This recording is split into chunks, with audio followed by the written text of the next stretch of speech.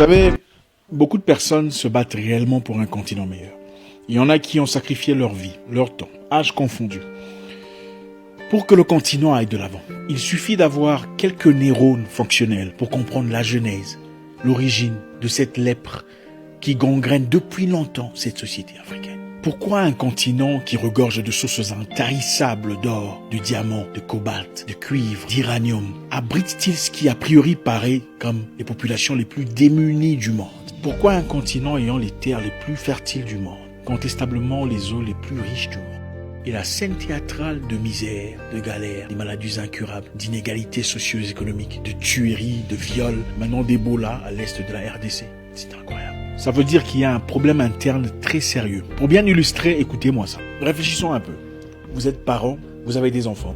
Vos frères et sœurs envoient leurs enfants en vacances chez vous. Vos cousins aussi envoient leurs enfants en vacances chez vous pendant 2 mois. Vos cuisines sont pleines. Il y a abondance de nourriture, des frites, de la viande, du poulet, des biscuits, tout ce qu'il y a. Tout ce que vous pouvez vous imaginer se trouve dans vos cuisines. Vos dépôts sont pleins. Il y a tout ce qu'il faut pour vivre, pour exister. Parmi les enfants, certains sont adultes, dotés d'une bonne capacité de réflexion, une bonne maîtrise de l'environnement, une belle autonomie, tandis que les autres moins âgés dépendent essentiellement de quelqu'un. Le voisin, propriétaire d'un gros chien méchant, remarque que les enfants perdent du poids. Au fur et à mesure, ils s'amaigrissent. L'enthousiasme qui autrefois les animait s'est essoufflé. Les enfants étaient angoissés, ils avaient faim. Il fallait faire quelque chose. Ils espéraient trouver leur salut auprès du voisin. Mais devant eux s'érigeait un obstacle. Un mur sur lequel étaient hérissés des tessons de bouteilles et un gros chien méchant à l'autre côté du mur. La vie devenait tellement dure pour eux, malgré l'abondance, malgré la grande quantité de nourriture qui parsemait leur cuisine.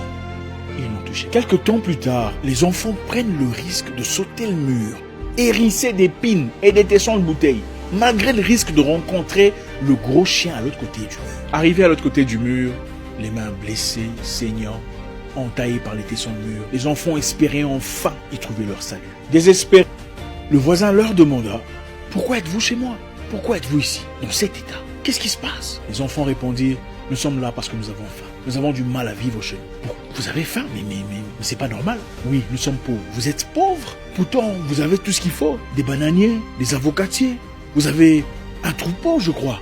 C'est complètement incohérent. Bien que le voisin ait malgré lui accepté de donner refuge à quelques-uns parmi eux, il a aussi renvoyé des forces, le reste par-dessus le mur. Dans ce cas, comme vous pouvez bien l'imaginer, n'importe quel voisin penserait que vous êtes fou. Comment ça se fait que vos enfants quittent votre belle maison pour aller se réfugier ailleurs, dans les rues, parce qu'ils ont faim? Ça n'a aucun sens. Ça voudrait simplement dire que les adultes dans la maison ou les parents sont nombrilistes, égoïstes, narcissiques ou mégalomanes. L'une des majeures raisons pour lesquelles l'Afrique a du mal à avancer est que beaucoup de gens ont finalement adopté cette tricherie, le vol, le manque d'intégrité que nous ont apporté beaucoup de leaders. Les gens sont devenus égoïstes, nombrilistes, voleurs. Ils feront tout ce qu'ils peuvent pour gagner leur bol de riz, au péril de n'importe qui s'il le faut. Ils s'en foutent éperdument. Les Africains ont perdu le sens d'intégrité, l'incorruptibilité, l'impartialité, l'honnêteté, l'honorabilité. Les gens sont capables de faire tout, moyennant quelque chose. Et ça n'a rien à voir avec la souffrance.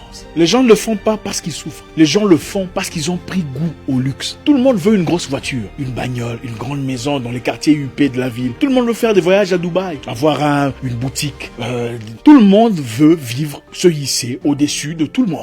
Beaucoup d'Africains prient, jeûnent tout le temps, mais n'hésiteraient pas une seule seconde à vendre leur peuple pour l'argent. Thomas Sankara voulait le bien de son peuple, l'autonomie, la productivité. Il a tout fait pour réduire les prix. En plus de diminuer son propre salaire, il a remplacé les Mercedes qu'avaient les ministres à quelques Renault et Peugeot moins chers. Il a exigé que les ministres ne voyagent plus en première classe, parce qu'il a estimé que c'est de l'argent qui pourrait servir la population d'une façon ou d'une autre. Sankara disait, celui qui voyage en première classe arrive à destination, celui qui voyage en économie arrive aussi à destination, mais épargne de l'argent. Les Africains l'ont haï pour ça. Les Noirs qui ont tué Sankara l'ont fait par cupidité, par avidité, par désir immodéré d'argent et de richesse. Ils ne pouvaient pas tolérer ni accepter le fait d'être en pouvoir sans en profiter de manière emphatique. Ça n'avait pas de sens pour eux. Lumumba voulait véritablement le bien de son pays. Mais les Noirs qui ont orchestré sa mort l'ont fait par amour immodéré d'argent, de pouvoir et de richesse. Vous savez, en Afrique, il y a assez de ressources, assez de nourriture, assez de biens pour satisfaire les désirs de tout le monde. De tout un chacun de nous. Mais nous n'en profitons pas parce que certaines personnes choisissent de sacrifier tout le monde dans l'abysse de la misère pour que eux fassent partie de la bourgeoisie. Malheureusement, ce qui profite de ce débauche de galère ne sont pas seulement l'élite. Il y a aussi beaucoup dans la classe moyenne qui piétinent sur le plus pauvre, espérant que l'élite leur envoie l'ascenseur. La meilleure façon de sauver l'Afrique, ce n'est pas à travers la guerre. On peut changer 57 présidents, si vous voulez. Je l'ai dit dans le passé.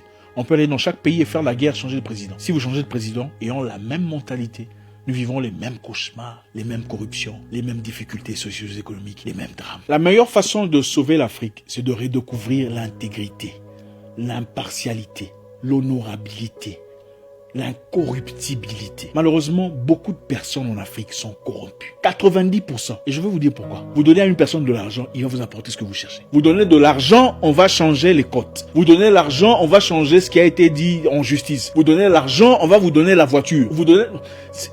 C'est incroyable. Vous donnez l'argent, vous allez avoir le boulot. Au dépens ou au péril de ceux qui sont plus qualifiés, qui sont venus avant vous, ceux qui ont les capacités mieux que vous. Il y a malheureusement un prix pour tout dans beaucoup de pays en Afrique. Un prix pour changer de parti politique malgré ses fermes convictions. Un prix pour laisser mourir des innocents là-bas quelque part, de guerre, de viol, d'Ebola, du moment qu'on a son financement mensuel. C'est pas grave. Un prix pour changer les verdicts, de coupable à innocent, faute de preuves. Ce ne sont pas seulement les élites qui font leur débâcle. Nous savons que si vous donnez l'argent, vous aurez le boulot.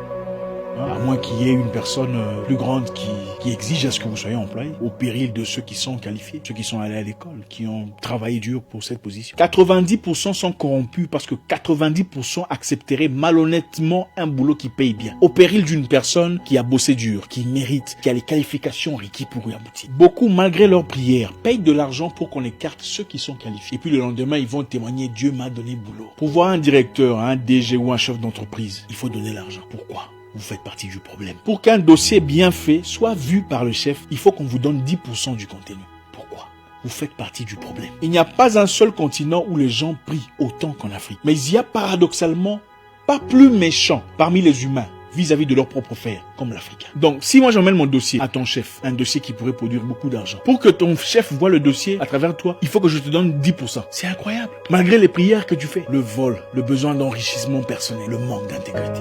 Incroyable. En Ouganda, je lisais autrefois, le gouvernement commande en masse beaucoup de médicaments contre une maladie incurable que vous connaissez, pour donner gratuitement aux populations atteintes. Après achat, le gouvernement stocke ces médicaments dans des dépôts pharmaceutiques qui, à leur tour, distribuent à des particuliers. Les groupes pharmaceutiques ont commencé à égarer malicieusement 90% des médicaments qui ensuite est revendu à la même population censée l'avoir gratuitement. Des malades, s'il vous plaît. Incroyable. Donc, officiellement, les médicaments sont finis. Mais officieusement, les malades peuvent en avoir moyennant de l'argent. Ça me dépasse. Le besoin excessif de se faire de l'argent au-delà de toute moralité. Pour un urgent besoin de construire un pont en Afrique du Sud, on a demandé aux contracteurs de se présenter. Il y avait une entreprise de Blancs et des Noirs qui travaillaient ensemble, et des Indiens, tout ça, expérimentés. Face à eux, il y avait un groupe des Noirs, sans expérience. Comme c'est l'ANC, le parti politique de Mandela qui conduit toujours les choses en Afrique du Sud, on a donné au nom de l'apartheid ce marché au groupe de Noirs. On vous donne des dizaines de millions de dollars pour construire un pont.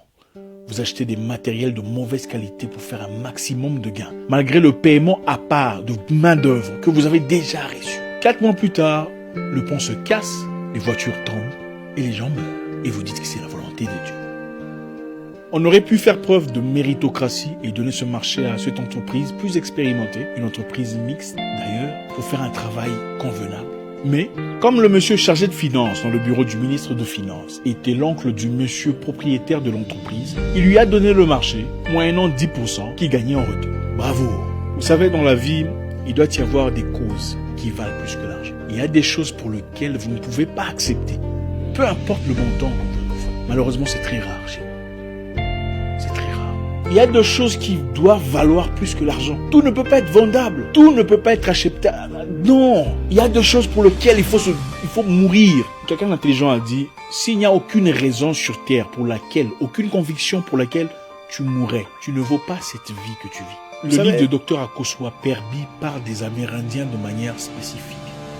Vous savez, pendant l'esclavage, les Amérindiens étaient aussi abusés. Ils étaient sexuellement agressés. Et qu'est-ce qui se passait après? À chaque fois qu'une Amérindienne était agressée, le lendemain, elle s'est tuée. Si tu la touches, si tu la rates le lendemain, le jour d'après, elle va se tuer. Elle prend sa vie. Parce que pour eux, l'honneur était... Tu ne peux pas faire ça. Et à un certain moment, le colon a compris qu'il ne faut pas violer l'Amérindien. Si tu touches à cette fille, on va perdre cet esclave. Si tu oses toucher, elle va mourir. Elle va se donner la vie. Ils ont choisi de commencer à toucher les autres, à commencer à abuser les autres. Il y a un pays quelque part en Afrique centrale où les gens étaient menacés de mort pendant la guerre, pendant les tueries. Il y a des personnes qui ont fait face à des situations vraiment horribles, tristes, insupportables, difficiles.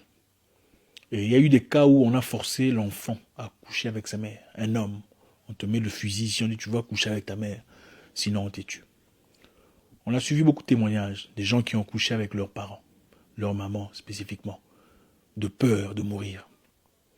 C'est bien triste. Mais moi, ça me révolte. On te met un fusil sur la tête, on te dit de coucher avec ta mère. Tu as peur de mourir, alors tu couches avec ta mère. Et tu marches dans les rues comme un homme disant que Dieu t'a sauvé de la mort.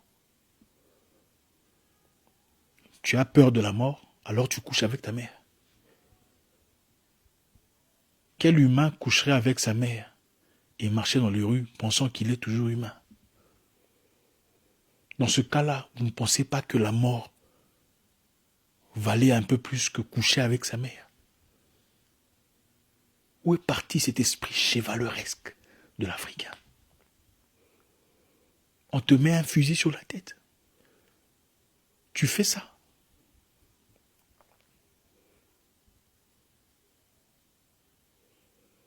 L'Africain doit se retrouver. L'Africain doit se relever. Il y a des raisons dans la vie qui valent plus que la vie elle-même. Personne ne viendra nous sauver si on ne réalise pas la distance qu'on a parcourue dans le négatif. C'est ici. Nous n'avons pas besoin de tout ce que nous pensons avoir besoin. Nous avons besoin de respirer et d'être bien. Vous pouvez vivre bien sans persécuter les autres. Mon nom est Zach Mwekassa, le guerrier noir, votre frère.